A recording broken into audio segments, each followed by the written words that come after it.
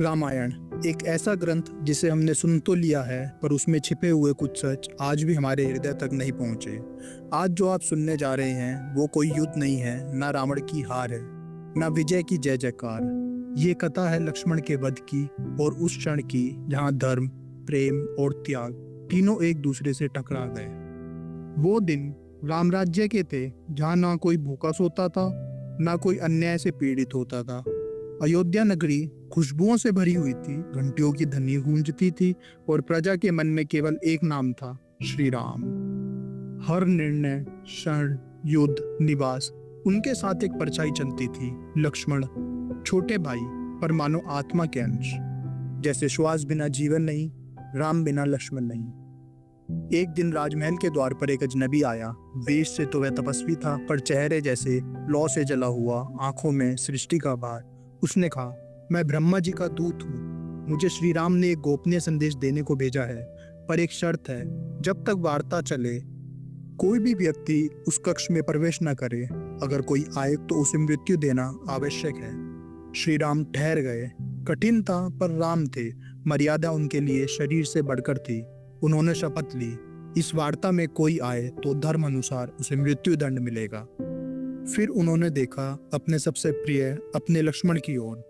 भ्राता, मेरी प्रतिज्ञा अब तुम्हारे हाथ में है। जब तक मैं इस संदेशवाहक से मिलूं, कोई भीतर ना आ पाए। लक्ष्मण झुके, बिना एक शब्द बोले, क्योंकि उनकी आज्ञा में प्रश्न की कोई जगह नहीं थी। प्रभु, आज्ञा सुधार्य है। समय बीता, आकाश में अंधकार छा गया, हवा भारी हो गई। तभी राजमहल के द्वार पर गर्जना हुई, और प्रकट हुए महामुनि दुर्वासा।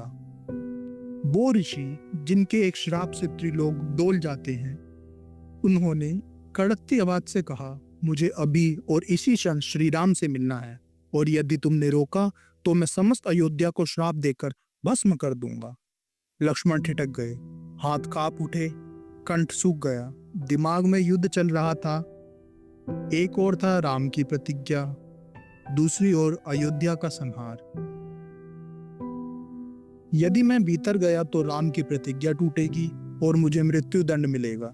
यदि नहीं गया तो ये ऋषि पूरी अयोध्या को नष्ट कर देंगे, राम को, सीता को, प्रजा को, सब कुछ। कुछ क्षण शून्य, और फिर उन्होंने निर्णय ले लिया, अगर किसी की मृत्यु होनी है तो वो मैं हूं।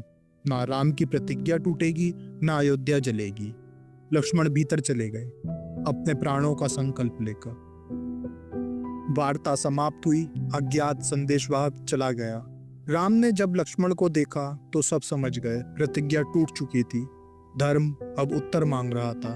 राम चुप थे, उनकी आंखों में जल की लहरें थी, पर चेहरा कठोर था। लक्ष्मण, मैं तुम्हारा वध नहीं कर सकता, पर मेरी प्रतिज्ञा टूटी है।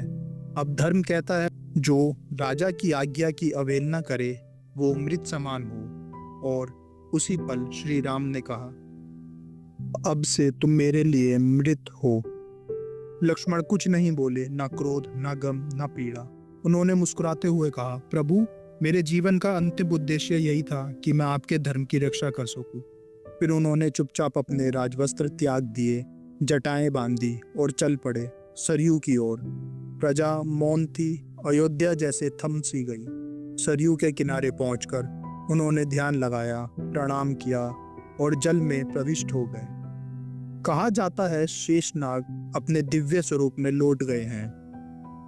देवताओं ने आकाश से पुष्प बरसाए, ऋषियों ने मौन साध लिया, और राम महल की छत से सब देख रहे थे। आंखों में कोई जीवन नहीं, हृदय शून्य हो चुका था। लक्ष्मण का वध ना युद्ध में हुआ, ना किसी बाण से, ना किसी राक्षस से। वो हुआ धर्म के हाथों, प्रेम के भीतर दबे हुए उस संकल्प से जिसने एक भाई को चुपचाप मृत्यु का वरण करवा दिया। रामायण का ये प्रसंग हमें याद दिलाता है कि धर्म केवल शास्त्रों की बात नहीं है, वो कभी कभी दिल तोड़ता है, और तब आपको चुनना पड़ता है, सही क्या है और सबसे प्रिय क्या है। लक्ष्मण ने सही चुना, राम ने धर्म चुना, और इसी में रामायण अमर हो गई।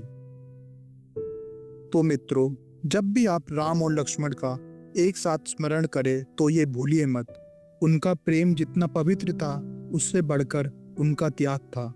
और धर्म कभी कभी सबसे निमर्म होता है, पर अंत में इसी निमरता में छुपा होता है मोक्ष का बीज। धन्यवाद। रामायण